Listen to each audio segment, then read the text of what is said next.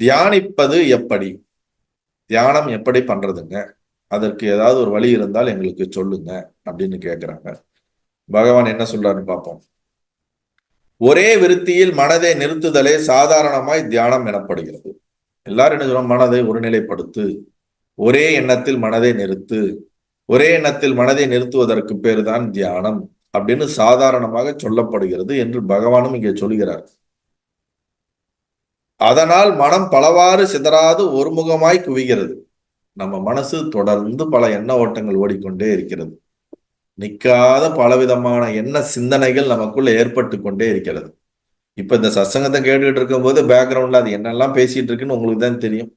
அடுத்து முடிச்சுட்டு என்ன பண்றது, இவர் என்ன எப்ப முடிப்பாரு, இவர் போட்டு எப்ப பார்த்தாலும் ரொம்ப மாதிரி ஆத்மா ஆத்மா நினைச்சுட்டே இருக்க, நான் பேசிக்கிட்டே இருப்பேன், நீங்க கேட்டுக்கிட்டே இருப்பீங்க. பின்னாடி அது ஒரு வாய்ஸ் ஓடிக்கிட்டே இருக்கும். இவரும் விட மாட்டாரு இந்த என்னது வச்சனாமிர்தத்தை. பாவம் இந்த ரமணர் அவரையும் விட மாட்டேன்றாரு. வருஷக்கணக்கா இதையே போட்டு பேசிட்டு இருக்காரேன்னு சில பேர் யோசிக்கலாம். இல்ல இவர் திருப்பி திருப்பி விடாம இதையே சொல்றாரு, அவருக்கே போர் அடிக்கலையான்னு கூட சில பேர் இல்ல யோசிக்கலாம். சில பேர் நீங்க என்ன வேணாலும் சொல்லிக்கிங்க, எங்களுக்கு புரிய போறதுல நாங்க கேட்டுக்கிட்டே இருக்கிறோம், அது அப்புறம் பாத்துக்கலாம் அப்படிங்கறது சில இந்த மாதிரிலாம் மனசுக்குள்ள பேக்ரவுண்ட்ல யோசி போயிட்டு இருக்கலாம். 5 மணி ஆக போகுது, டீ சாப்பிட்டா நல்லா இருக்கும், அவர் பேசட்டும், நம்ம போய் ஒரு காஃபி போட்டு வீடியோ அப்படி மியூட் பண்ணிட்டு நம்ம டீ குடிச்சிட்டே அந்த பிரெயின் ஆக்டிவ் ஆகும். அப்பதான் இவர் சொல்றதெல்லாம் நமக்குள்ள டைரக்டா போகணும் கூட சில பேர் யோசிக்கலாம். ஸோ இந்த மாதிரி மனம் பலவாறு சிதறாது ஒருமுகமாய் குவிகிறது. இந்த மாதிரி சிதறிக்கிட்டே இருக்கிற மனசு கண்ணா பின்னா நம்ம மனசு எதாவது ஒண்ணு சிந்திச்சுக்கிட்டே இருக்கிற அந்த மனசை சிந்திக்க விடாமல், பலவாறு சிந்திக்க விடாமல் ஒரே சிந்தனையில் ஒரே எண்ணத்தில் நிலைநிறுத்துவதற்கு தியானம் என்று சொல்லப்படுகின்றது.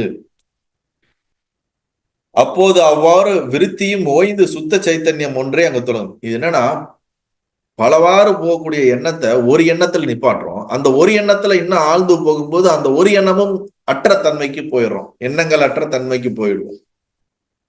அதுதான் ரொம்ப முக்கியம் இங்க.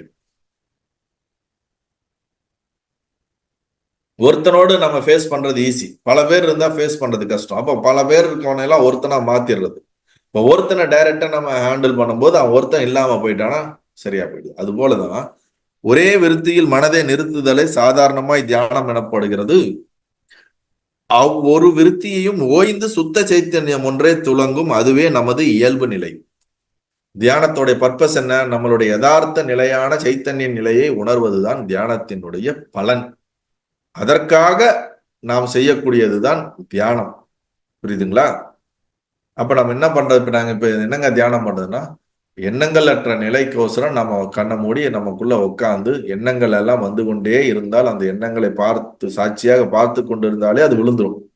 அப்ப விழுந்து விழுந்து விழுந்து விழுந்து எண்ண ஓட்டங்கள் அதிகமாக இல்லாமல் குறைந்து குறைந்து குறைந்து குறைந்து 1-2 எண்ண ஓட்டங்கள் வரும்போது அந்த எண்ண ஓட்டங்களுக்கு இடையே உள்ள இடைவெளிகளை நாம் விழிப்புணர்வோடு பார்த்து கொண்டே இருக்கும்போது அந்த ஒரு எண்ண ஓட்டமும் மற்ற நிலைக்கு போகும். அதுதான் மனமற்ற நிலை, எண்ணங்கள் அற்ற நிலை, சமாதி நிலை தியானத்தில் சித்திக்கும். நல்லது.